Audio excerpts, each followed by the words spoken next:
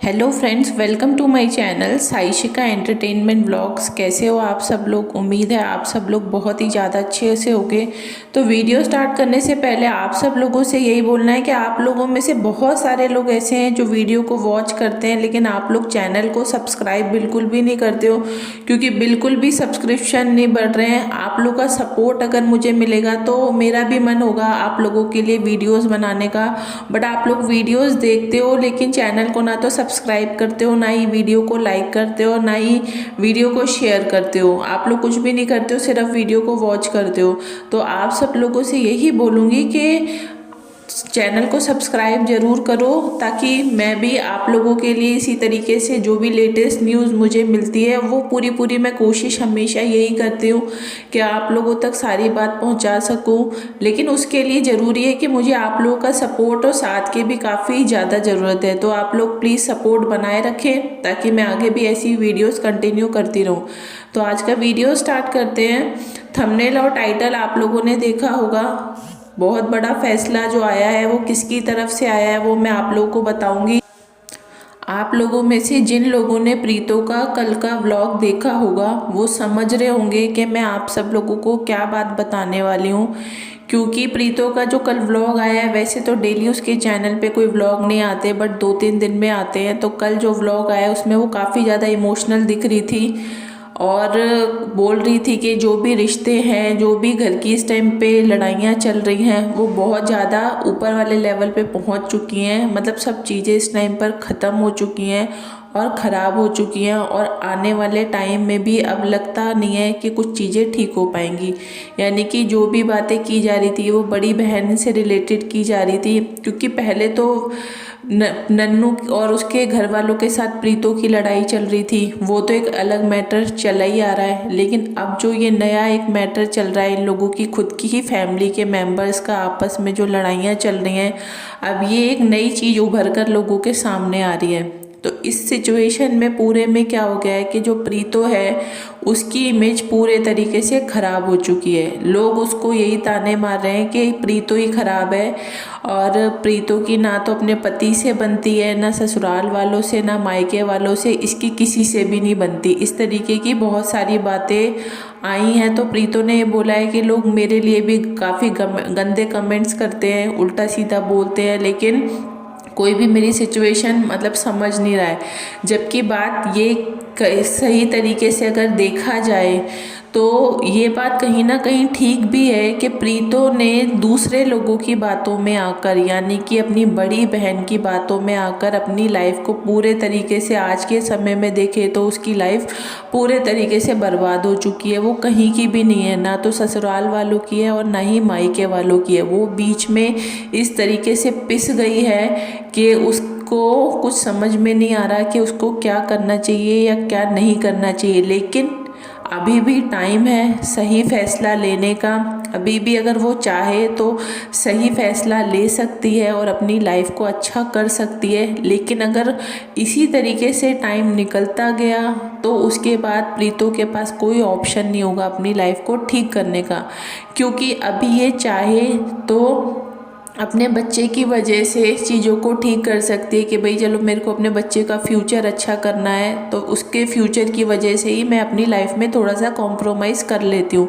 तो इस तरीके से लोग प्रीतो को समझाने की कोशिश करते हैं, लेकिन उसके दिमाग में कुछ भी समझ में नहीं आता।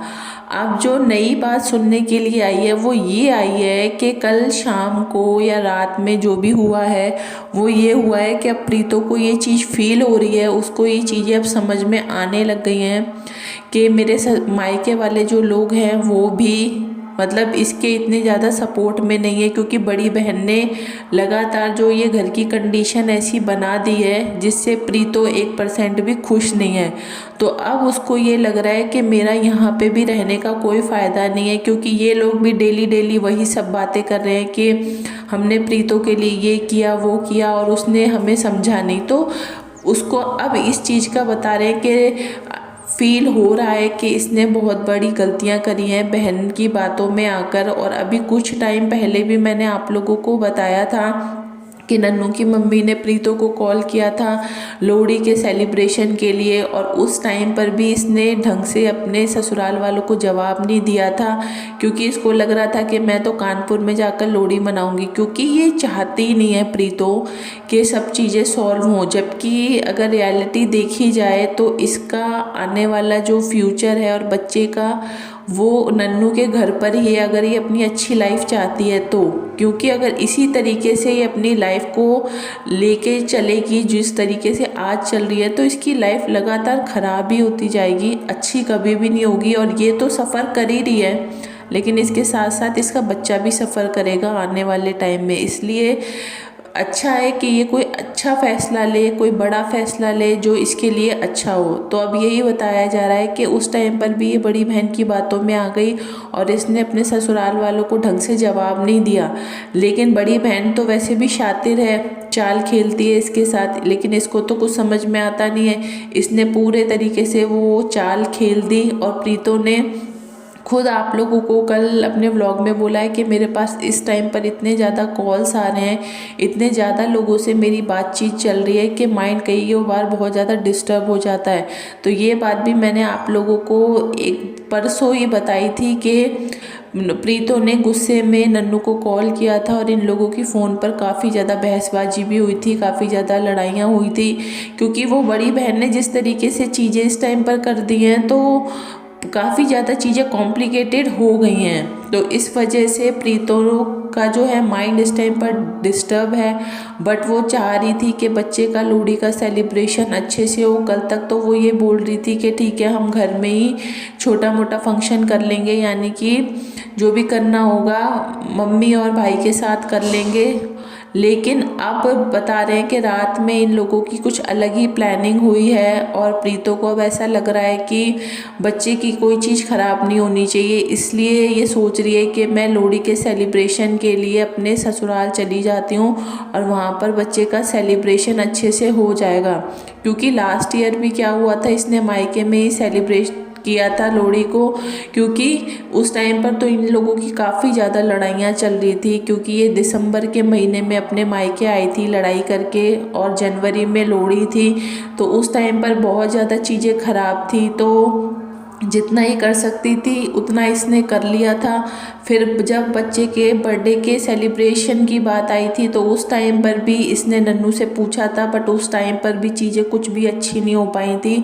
तो जितना जो चीज़ें इन लोगों ने कर पाए थे, इन लोगों ने वो चीज़ें कर ली थी।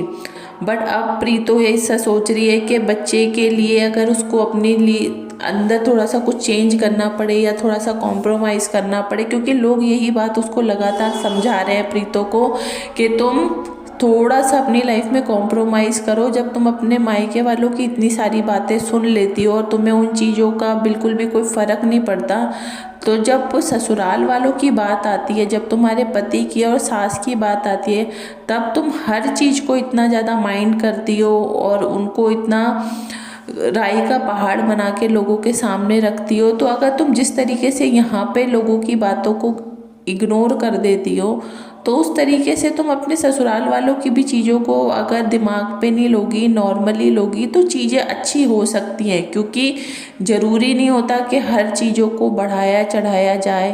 अगर इंसान चाहे तो अपनी लाइफ को बहुत अच्छा कर सकता है। सब चीज़ें हमारे खुद के ही हाथ में होती हैं।